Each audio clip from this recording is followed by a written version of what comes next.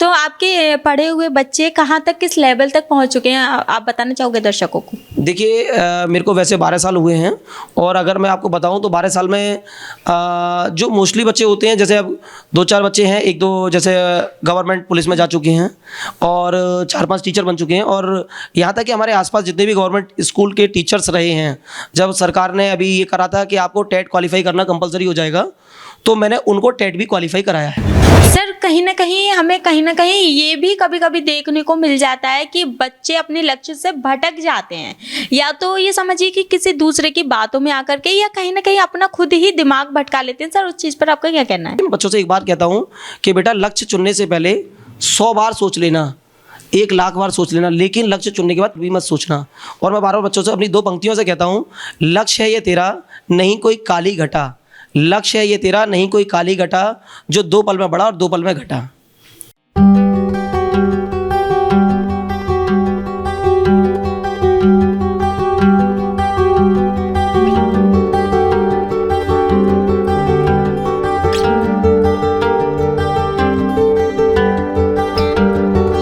नमस्कार, मैं आपके साथ वर्षा चौहान। स्वागत है आपका HPN न्यूज़ अलीगढ़ में। तो आज मैं आपको दिखाने वाली हूँ इंटरव्यू, जो हमारे पास इस वक्त मौजूद हैं सर राघवम द रियल स्कूल के, जो हमारे साथ प्रिंसिपल मौजूद हैं। इनका कोचिंग भी है, तो मैं इनसे जानना चाहूँगी। देखिए बड़े ही इंटरेस्ट की बात ये है हमारे दर्शकों के लिए कि इनका स्कूल भी इसी नाम से है और कोचिंग सेंटर भी इसी नाम से है। तो मैं सर से जुड़ना चाहूँगी और दिखाना चाहूँगी। सर हमारे दर्शक आपको देख रहे हैं, एक बार अपना स्वयं परिचय दीजिए।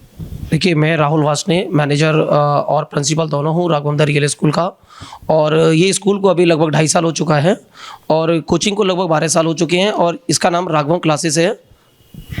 सर आपने अपने स्कूल का नाम राघवम द रियल स्कूल रखा और कोचिंग का भी नाम आपने अभी बताया, तो सर आखिर ये आपने क्या सोचा कि दोनों का नाम सेम ही क्यों रखा? देखिए ये बड़ा इंटरेस्टिंग सवाल है, और इसका जवाब भी बड़ा इंटरेस्टिंग है कि राघवम नाम क्यों रखा गया। पहले राघवम के बारे में बता दूं। आर से मेरा नाम है राहुल वासने, ई से मेरे छोटे भाई का नाम है अंकुर वासने, जी से जो है मेरी सिस्टर का नाम है गार्गी वासने, वी से मेरे फादर का नाम है, और एम से मेरी मदर का नाम है। उनको मिलाकर राघवम बनाया गया, और उसी नाम से हमने स्कूल और कोचिंग बनाया गया। जब आपने देखा होगा कि हमारे स्कूल के नाम में द रियल स्कूल लिखा हुआ है, ताकि वास्तव में पता चले कि स्कूलों की रियलिटी होती क्या है। तो सर आपके कोचिंग के और स्कूल के नाम में आपका पूरा परिवार इन्वॉल्व है, तो आपका इस वक्त कोचिंग और स्कूल कैसा चल रहा है? देखिए मैं इसके लिए अपना श्रेय जो है सबसे पहले अपने गुरु को देना चाहता हूँ। गॉड का तो श्रेय रहता ही रहता है, बाकी मेरी पूरी फैमिली पूरा सपोर्ट करती है, और मेरा स्टाफ भी काफ़ी मेहनत करता है। और कोचिंग में लगभग 600 बच्चे हैं, और स्कूल में भी अभी 2 साल के अंदर लगभग 250 बच्चे हो चुके हैं।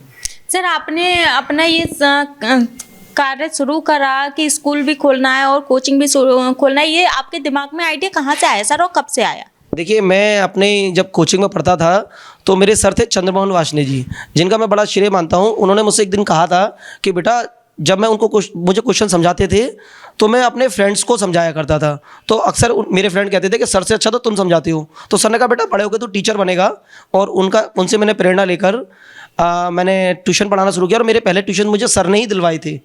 उनको पढ़ाते पढ़ाते एक दिन जब मैं पढ़ा रहा था तो मेरे पास काफ़ी बच्चे इकट्ठे हुए, और मैंने देखा कि 9th-10th में बच्चे जो है, मेरा बेसिक जो रहा पहले 9th-10th ही पढ़ाता था मैं, और उसमें देखता था कि बच्चों को ग्रामर की बेसिक नॉलेज नहीं है।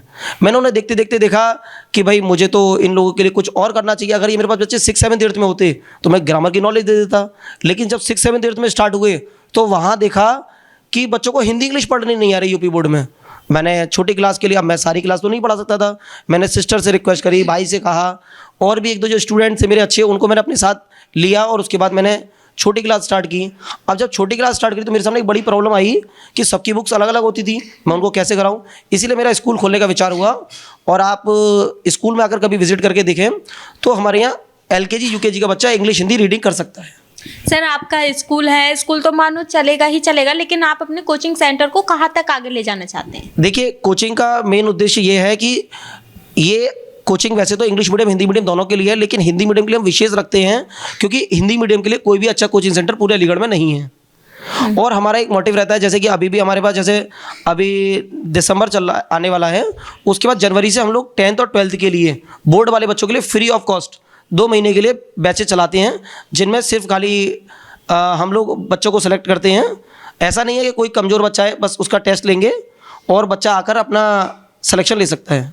सर आपका कोचिंग और स्कूल किसी संस्थान से जुड़ा है या आपका अपना पर्सनल है? देखिए ये पर्सनल है और मैं वैसे पर्सनल नहीं बोल सकता क्योंकि ये सभी बच्चों के लिए है, तो उन सभी बच्चों का है जो बच्चे आगे पढ़ना चाहते हैं। तो सर क्या आप ये बताना चाहोगे कि आप अपने कोचिंग में क्या ऑनलाइन पढ़ाई कराते हो या नहीं, या सिर्फ ऑफलाइन है? देखिए मैंने अभी कुछ टाइम पहले से ही यूट्यूब चैनल स्टार्ट किया है, वो भी राघवम क्लासेस के नाम से है, RAGVM क्लासेस डालेंगे आप लोग यूट्यूब पर मिल जाएगा। और मैंने उसमें बहुत छोटे छोटे ऐसे कॉन्सेप्ट लिए हैं जिससे कि आप लोगों के बच्चों को या आप बच्चों को बेटा बहुत फ़ायदा मिलेगा।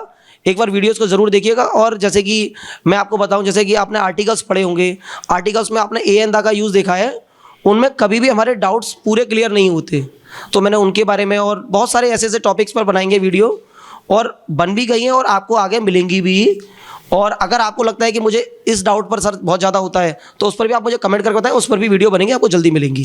सर आपने जब अपने स्कूल खोला था तो वो सबसे पहले छोटी क्लास से ही खोला था, छोटी क्लास से ही खोलते हैं, आपने बच्चों को देखा अपनी कोचिंग में तो स्कूल आपने खोलना स्टार्ट किया। तो अभी आपका स्कूल सर कौन सी क्लास तक है? देखिए मेरा स्कूल मैंने जब स्टार्टिंग की थी तो PG से UKG तक करी थी, आज 5th क्लास तक है। और मेरे स्कूल में जितनी सीटें थी वो सारी फिलअप हो चुकी हैं। लास्ट टाइम मैंने 20 एडमिशन रिटर्न भी किए थे कि मेरे पास सीट नहीं है, और अभी एक न्यू जगह ले ली है और बच्चों को जल्दी से नई जगह पर नए सेशन में क्लासेस मिल सकती हैं, एडमिशन्स। सर आपके स्कूल का और कोचिंग का एक ही जैसे नाम है, तो आप एक ही टाइम में दोनों को कैसे मैनेज करते हो? देखिए आपको भी पता होगा कि जो बच्चे कोचिंग में आते हैं वो स्कूल वाले टाइम में दूसरे स्कूल में जाते होंगे या हमारे स्कूल में पढ़ते होंगे, तो जो नून तक होता है वहाँ पर उनका स्कूल चलता है, उसके बाद वो इवनिंग में क्लासेस चलती हैं। तो सर आपका कोचिंग इसको मतलब पहले आप स्कूल का बताइए, स्कूल का टाइम कितने से कितने तक आपका है? देखिए स्कूल का टाइमिंग अब जो प्रेजेंट में चला है वो 8:30 बजे स्टार्ट होता है और 1:30 तक ख़त्म हो जाता है। और सर कोचिंग का? कोचिंग का मॉर्निंग में चलती है 6 से 8 और उसके बाद 2 o'clock से लेकर इवनिंग में 8 o'clock। तो सर आपने अपने पूरे परिवार का नाम अपने कोचिंग के और स्कूल के नाम में ले लिया है, तो सर अब फैमिली में से कौन कौन पढ़ाते हैं?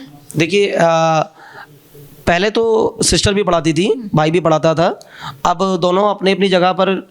और सही बात तो ये है कि मेरे पास स्टाफ इतना है और उस स्टाफ में मेरे पास लगभग 60 से 70% मेरे ही स्टूडेंट हैं जो आज MA BEd कर चुके हैं और टेट क्वालिफाई भी कर चुके हैं, कुछ MSc कर चुके हैं, तो उन सबको मैंने अपने साथ रख रखा है।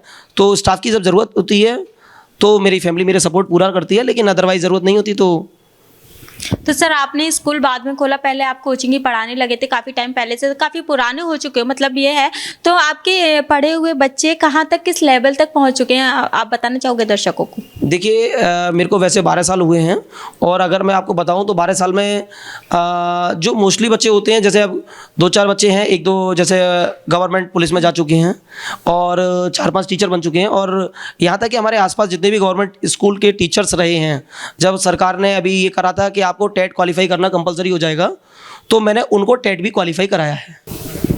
सर क्या आप कोचिंग के साथ साथ कंपटीशन की भी तैयारी कराते हो? देखिए एकेडमिक में इतना टाइम नहीं मिल पाता क्योंकि उन बच्चों का हमारे लिए फ्यूचर बहुत बड़ी बात होती है। एकेडमिक कंपटीशन के लिए हज़ारों कोचिंग हैं, लेकिन जो अपने बच्चे होते हैं उनको इस तरीके से बेस बनाते हैं कि उन्हें कभी कंपटीशन में दिक्कत नहीं होती और उन्हें पूरा सपोर्ट आजीवन करते रहेंगे। तो सर आपके पढ़ाए हुए बच्चे इतने आगे बढ़ रहे हैं, तो आपको कैसा लगता है अपने मन में सोच करके, और दूसरे लोगों से आपको क्या संदेश मिलता है सुनने को? देखिए कभी कभी अपना बचपन याद आ जाता है कि हम लोग चाहते थे कि हमें इतनी सारी सुविधाएं मिलें, नहीं मिल पाती थी, तो जो सुविधाएं हमारे मन में रह गई वो हम बच्चों के लिए पहले तो प्रोवाइड कराते हैं। उसके अलावा उन बच्चों को देखकर इतनी खुशी होती है कि शायद कभी कभी तो ऐसा भी होता है, जैसे स्कूल और कोचिंग दोनों मैनेज करते करते कभी दोपहर में खाना नहीं मिलता, लेकिन बच्चों की सफलता को देखकर पेट अपने आप भर जाता है। सर आजकल जैसे अगर आप महिला टीचर होते तो आपका ये था कि हाँ महिलाएं तो बेटियों को आप आगे बढ़ते देखना चाहते हो, खुश होते हो। सर कुछ पेरेंट्स ऐसे होते हैं कि बेटियों को घर से बाहर नहीं निकलने देते, वैसे आजकल इतना सब नहीं है, काफ़ी कुछ खत्म हो गया है, लेकिन कहीं ना कहीं ये चीज़ है अभी। तो कुछ लड़कियों को पढ़ाई के लिए नहीं, कुछ अपनी फैमिली का सपोर्ट मिलता है या और कुछ काम के लिए, तो सर आप बेटियों के लिए क्या संदेश पहुँचाना चाहते हैं? देखिए मैं पहले तो आपको बता दूं कि हमारे स्कूल और कोचिंग में लगभग 80% गर्ल्स हैं और 20% बॉयज़ हैं, क्योंकि मुझे ऐसा नहीं लगता, मैं दोनों को ही समान मानता हूं। और जबकि मैं कहीं ना कहीं देखता हूं कि हर साल जैसे हम लोग अखबार जब उठाते हैं तो टॉपर्स गर्ल्स ही मिलती हैं, है ना, लेकिन उन्हें आगे सपोर्ट नहीं कर पाते। तो मैं उन फैमिली से कहना चाहूँगा कि अगर आपको हीरे की पहचान नहीं कर पाएंगे तो वो हीरा बेकार हो जाएगा। कूड़े में फेंक जाएगा या कांच की तरह तोला जाएगा।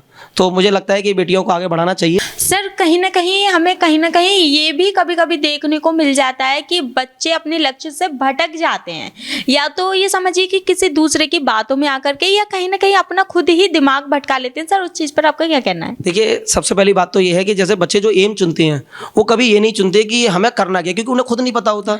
जैसे आप छोटे बच्चों से पूछिए, जैसे मैंने खुद पर्सनली एक दफ़े क्लास में गया था एक स्कूल में, तो वहाँ मैंने 50 बच्चे देखे। मैंने पूछा बेटा डॉक्टर कौन बनना चाहता है, तो 40 बच्चों का हाथ भी उठ गया था। और मैं अगर आपसे पूछूंगा तो बचपन में शायद आप जो बनना चाहती थी वो आज बन नहीं पाई होंगी, आपने भी कोई ना कोई एम बदल दिया होगा।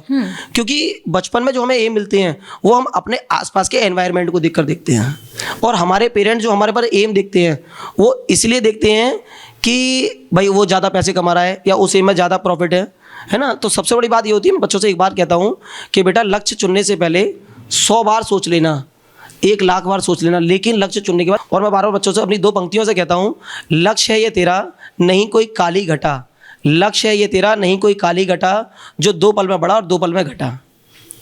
सर हमें बहुत अच्छा लगा है आपसे बात करके, और मैं आपके एक लाइन को लेकर के आपके बचपन की ओर भी घूमना चाहती हूँ कि सर आपका जब बचपन आता, आपने अपना कोचिंग शुरू किया, क्या देखकर नहीं, उससे पहले आपने क्या सोचा था सर, क्या बनना सोचा था? देखिए, ये बड़ा इंटरेस्टिंग प्रश्न है और पुराने कभी कभी जख्म भी ताज़ा हो जाते हैं। मेरा सबसे पहला सपना था क्रिकेटर बनूंगा, है ना, लेकिन फाइनेंशियली सपोर्ट नहीं था। और आपको जानकर बड़ी हैरानी होगी, मैंने न्यूज़पेपर भी डाले हैं, है ना, कि एक न्यूज़पेपर वाला बंदा इतना, अगर आप सरायकुतो में आएंगे किसी से पूछेंगे राहुल सर के जाना है तो कोई भी बता देगा। इतने बड़े एरिया में जान पहचान बनाना, मेरे गुरु का आशीर्वाद मेरे साथ रहा। और मैं यही कहना चाहता हूँ कि लक्ष्य बदलने से, अगर आपको बचपन में लक्ष्य अच्छा नहीं मिला तो कोई बात नहीं, लक्ष्य बदलकर आप लोग आगे बढ़ सकते हैं। सर आप क्रिकेटर बनना चाहते थे, तब आपकी फैमिली की तरफ से आपको सपोर्ट नहीं मिला था सर, तो उसके बाद जब आपने टीचिंग लाइन चुनी तो तब आपको सपोर्ट मिला? देखिए, मैं बार बार बच्चों से एक बात कहता हूँ कि जब आपका लक्ष्य होता है तो आपके साथ नहीं, आपके खिलाफ 90% दुनिया के लोग होते हैं। उसमें फैमिली के भी कुछ लोग होते हैं, बाहर के भी होते हैं। वो कहेगा नहीं तुमसे नहीं होगा। जैसे मैंने जिस जगह कोचिंग खोली है उस जगह का कोचिंग एनवायरनमेंट ऐसा था कि वहाँ लोग पढ़ना नहीं चाहते थे। मेरे टीचर ने बोला था बेटा यहाँ कोचिंग नहीं चलेगी, जो वहाँ के टीचर थे।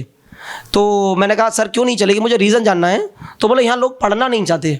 मैंने कहा सर आप ही कहते हो कि दूसरा रास्ता ढूंढो, तो मैं आप ही की बात कहता हूँ, मैं रास्ता ढूंढूंगा और मैं हार नहीं मानूंगा। और आज वहाँ पर एनवायरनमेंट ऐसा है कि सब बच्चे अच्छा पढ़ते हैं। तो सर हमारे जो कुछ दर्शक हमारे ऐसे हैं शिक्षा से जुड़े हैं, जो ज़्यादा लगाव रखते हैं, वो ज़्यादा देखते हैं, कोचिंगों के इंटरव्यू ज़्यादा देखते हैं, तो वो भी आपको देख रहे हैं। तो सर क्या आप ये बताना चाहोगे कि आपके कोचिंग में और स्कूल में जो सबसे ज़्यादा मतलब हाई परसेंट में जो स्टूडेंट हैं वो कौन से सब्जेक्ट के हैं? देखिए, मेरे यहाँ सभी सब्जेक्ट के टॉपर्स रहे हैं। और आपको बता दूं, लास्ट टाइम ऋतिक सैनी रहा है केपी इंटर कॉलेज का टॉपर 10th क्लास का यूपी बोर्ड में। और उससे लास्ट ईयर मुस्कान सैनी रही हैं जीजीआईसी की टॉपर।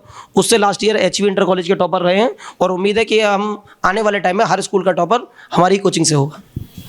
सर स्कूलों में और कोचिंगों में दोनों तरीके के बच्चे आते हैं। एक तो वो होते हैं कि नहीं हम घर से आए हैं तो हमें सिर्फ पढ़ना ही है। एक बच्चे वो होते हैं हम घर से आए हैं, माँ बाप ने भेज दिए, लेकिन हमें वहाँ भी किसी पे ध्यान नहीं देना, अपनी मौज मस्ती पे ध्यान देना। और एक तरफ वो भी होता है कि फैमिली जो प्रॉब्लम होती है उन सब चीज़ों से बच्चे नहीं भी पढ़ पाते हैं, लेकिन उनका लगाव वो पढ़ाई की ओर ही होता है। सर उस पर क्या कहना है आपका? देखिए, आपने बहुत अच्छा क्वेश्चन पूछा। ये जो दर्शक देख रहे हैं उनके मन में, सबके मन में ये प्रश्न चल रहा होगा, और मुझे लगता है कि आपके माध्यम से मैं ये उस प्रश्न का जवाब दे सकता हूँ कि देखिए, पहला तो हमारे पास 2 तरह के बच्चे आते हैं। एक होते हैं पढ़ने वाले, एक होते हैं ना पढ़ने वाले, जो शैतानी करते हैं, मौज मस्ती करते हैं। कभी कभी आपने देखा हो बड़ी बड़ी कोचिंगों में लफंगागिरी भी होती है। तो उसके लिए हम लोग उनसे कुछ नहीं कहते। हम तो सीधे क्या करते हैं कि भाई उन्हें हार्ड वर्क देते हैं, जो या तो वो सुधर जाते हैं या सिधर जाते हैं, नहीं छोड़ के चले जाते हैं हमें। और दूसरी बात, जो फाइनेंशियल प्रॉब्लम होती है तो उन लोगों के लिए पूरा सपोर्ट रहता है। हम लोग उनसे क्या करते हैं, जैसे लास्ट ईयर की बुक हमें सबमिट दे जाते हैं और नेक्स्ट ईयर की बुक ले जाते हैं, यानी उन्हें मार्केट से बुक भी परचेज नहीं करनी पड़ती।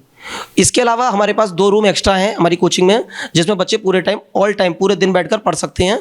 उसका हम कोई बच्चों से चार्ज नहीं लेते हैं। जी सर, तो कहीं ना कहीं एक सवाल यहाँ ये भी आता है कि कुछ बच्चे पढ़ाई वाले ये ऐसे भी देख रहे हैं जिन्हें ये लगता है कि नहीं सर दूसरे की, तो ये बोल रहे हैं कि बच्चे कुछ लफंगेगिरी के आते हैं तो उन्हें निकाल दिया जाता है। तो बच्चे जो सोच रहे हैं, सर मैं बच्चों के मुताबिक मेरे दिमाग में एक सवाल आया है, क्या आप बच्चों को ये बताना चाहोगे कि क्या अभी तक आपकी कोचिंग में भी ऐसे बच्चे आए हैं? देखिए, जाहिर सी बात है जहाँ कोचिंग होती है वहाँ कुछ लोग तो आते ही हैं, है ना। ऐसा नहीं है जैसे अगर आप आटा भी लेके आएंगे तो उसमें भूसी भी आती है ना। आप कोई भी चीज़ लेके आएंगे उसमें थोड़ी गंदगी हमें साफ़ करनी पड़ती है। बच्चे आते हैं, लेकिन हमने अक्सर यही देखा है कि हम लोग जब क्या करते हैं, जब हमें लगता है हम उसका होमवर्क बढ़ा देते हैं। जब होमवर्क बढ़ जाता है बच्चा, तो वो खुद इंसल्ट होने की वजह से आने बंद कर देते हैं। जी सर, आप अपने स्कूल की और कोचिंग की एक बार लोकेशन बता दीजिए, जिससे कि हमारे दर्शक देख रहे हैं वो पढ़ाई को लेकर के बहुत ही जो इंटरेस्ट रखते हैं वो आपके पास तक पहुंच जाएं। देखिए, हमारे स्कूल की लोकेशन है सरायकोतो बाबरी मंडी। आप वहाँ पर आके किसी से पूछेंगे राहुल सर क्या जाना है, तो आपको कोई भी बता देगा। और मैं यही कहूँगा कि जो 10th और 12th वाले बच्चे हैं, आप लोग इनको इस वीडियो को ज़रूर उनके पास शेयर करें, ताकि हमारा जो बैच जनवरी से स्टार्ट होने वाला है फ्री ऑफ कॉस्ट वाला, उसमें ज़्यादा से ज़्यादा बच्चे पार्टिसिपेट कर सकें। जी, थैंक यू। बहुत बहुत धन्यवाद सर आपका, हमें बहुत अच्छा लगा आपसे बात करके। मिले और इसी खबर के साथ मैं आगे भी आपको इंटरव्यू दिखाती रहूंगी। वर्षा चौहान, नमस्कार, HBN न्यूज़ अलीगढ़।